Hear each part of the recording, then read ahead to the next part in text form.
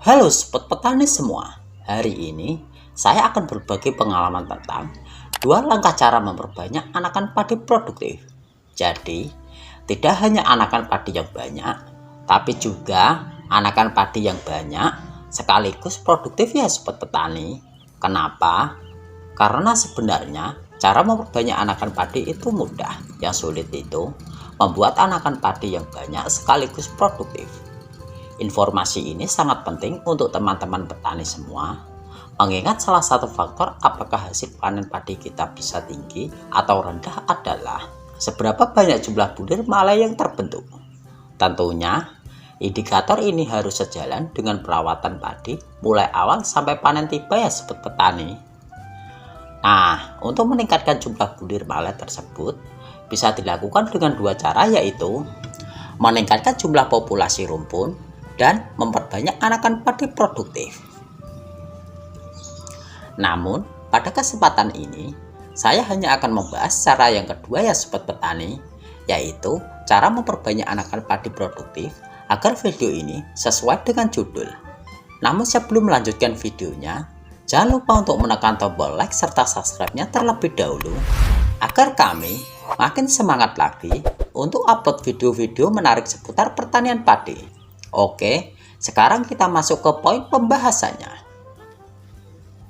Banyak sekali yang bisa kita lakukan sebagai cara memperbanyak anakan padi produktif. Agar lebih mudah memahami dan prakteknya nanti di lahan, maka akan saya kelompokkan menjadi dua langkah ya sobat petani, yaitu pertama, langkah dasar memperbanyak anakan padi. Dan yang kedua, langkah pendukung memperbanyak anakan padi.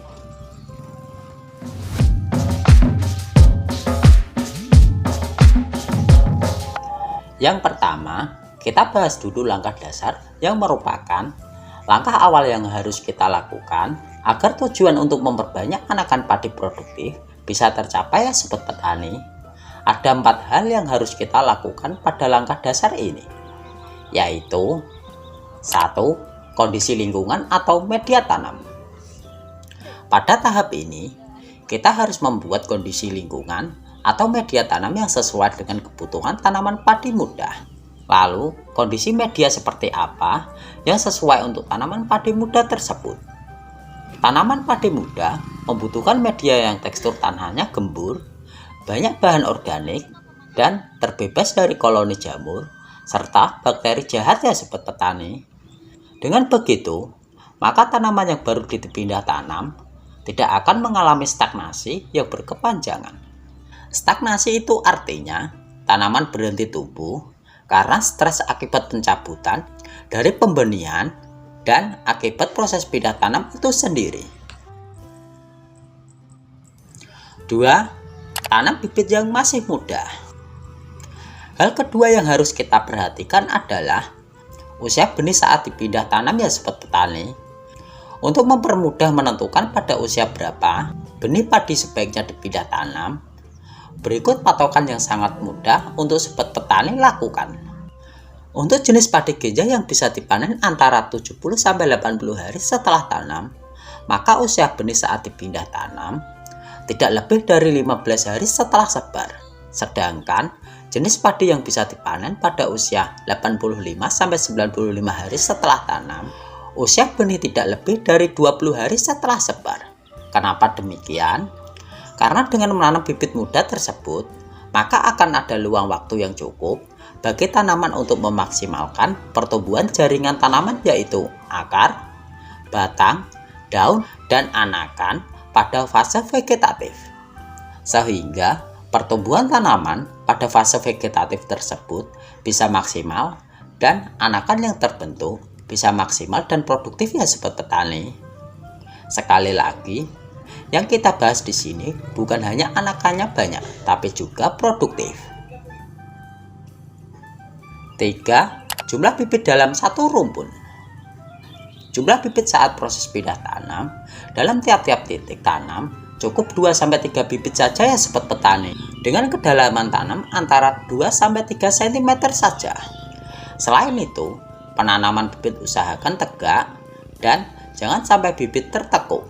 Langkah yang ketiga ini memang agak susah karena urusannya dengan tenaga tanam. 4. Sistem pengairan berselang atau intermittent. Sistem pengairan berselang artinya ada pengaturan pengairan di mana ada jadwal kapan tanaman dilakukan penggenangan, kemudian dibiarkan kering sampai tanahnya pecah rambut ya sobat petani. Jangan biarkan lahan selalu tergenang. Tanaman muda akan sulit tumbuh pada kondisi lahan yang selalu tergenang. Jadi seperti itu.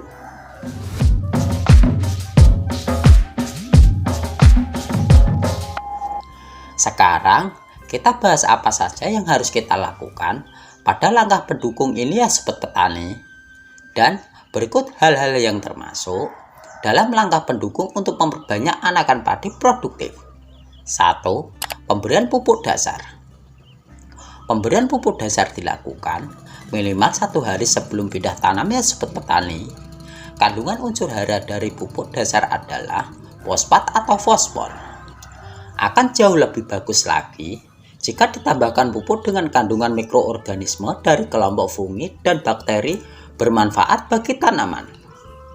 Untuk mencegah tanaman asam-asaman, maka tambahkan pupuk yang bisa menaikkan pH tanah. Untuk langkah ini, saya menggunakan pupuk dasar biofosfat dengan kandungan fosfat, kalsium, dan biomikroorganisme. Sedangkan untuk menjaga pH tanah, sekaligus sebagai pembenah tanah, saya menggunakan zeolite aktif merek Zea. 2. Pemberian nutrisi yang tepat.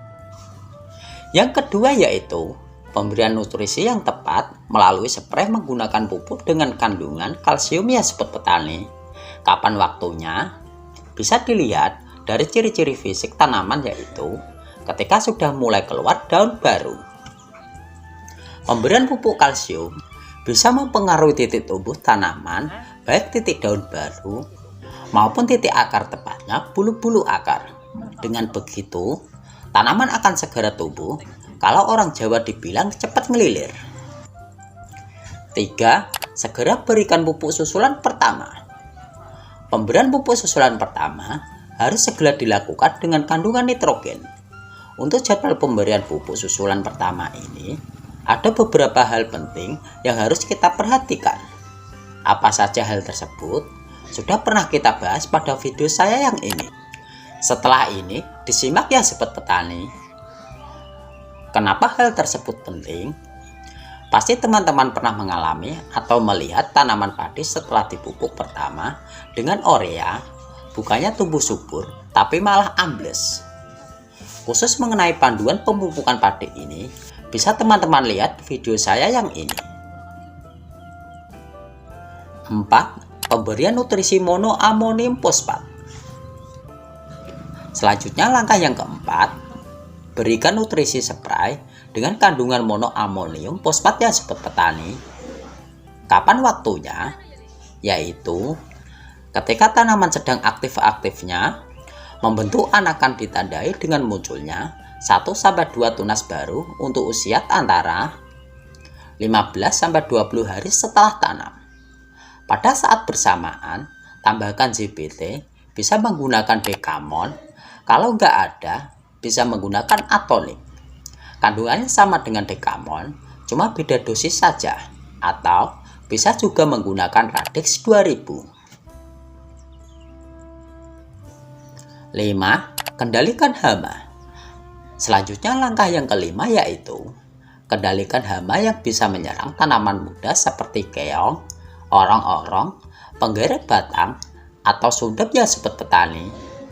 Tips untuk mengendalikan keong, saya biasa melakukannya bersamaan dengan mengendalikan gulma menggunakan herbisida pratumbuh.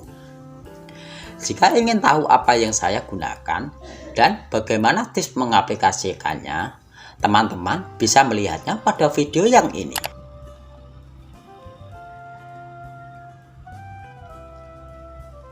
Jadi seperti itu langkah yang biasa saya lakukan sebagai cara memperbanyak anakan padi produktif. Semoga video ini bermanfaat untuk sobat petani semua. Dan jangan lupa dukung terus channel Giarta Production dengan cara klik tombol like serta subscribe-nya. Saya Eko, terima kasih sudah menonton hingga akhir. Dan Salam sukses petani Indonesia.